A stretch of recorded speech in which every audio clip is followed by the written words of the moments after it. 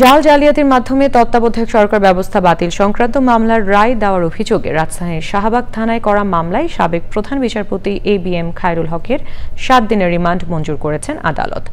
দুর্নীতিমূলক, বিদ্বেষাত্মক, বেআইনি ও উদ্দেশ্যমূলকভাবে অসত্য ও জাল জালিয়াতির মাধ্যমে রায় প্রদানের অভিযোগ আনা হয়েছে তার বিরুদ্ধে। শহীদুল্লাহ রাজু রিপোর্ট।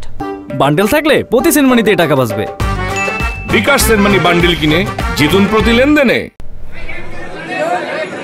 সাবেক প্রধান বিচারপতি ABM খায়রুল হককে সকালে কড়া নিরাপত্তায় ঢাকার CMM আদালতে হাজির করে পুলিশ।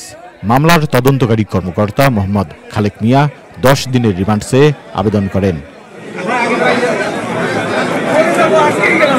সংবিধানের 13তম সংশোধনী অবৈধ ঘোষণা করে তত্ত্বাবধায়ক সরকার বাতিলের রায়ে তার সাথে জড়িতদের রহস্য উদ্ঘাটনের জন্য রিমান্ডের পক্ষে যুক্তি উপস্থাপন করেন রাষ্ট্রপক্ষের আইনজীবী।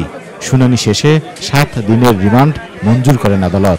ওনার এই রায়ের মাধ্যমে তত্ত্বাবধায়ক সরকার বাতিল হওয়ার কারণে আজকে বাংলাদেশে 15 বছর স্বৈরাচার শেখ হাসিনা উদ্ভব হয়েছিল। শেখ হাসিনা স্বৈরাচার হওয়ার জন্য উনি দায়ী ছিলেন। 24শে জুলাই বৃহস্পতিবার সকাল 8:30টায় ধানমন্ডির বাসা থেকে সাবেক প্রধান বিচারপতি ABM খায়রুল হককে আটক করে গোয়েন্দা police. Shahidullah Raju, channel I, Dhaka.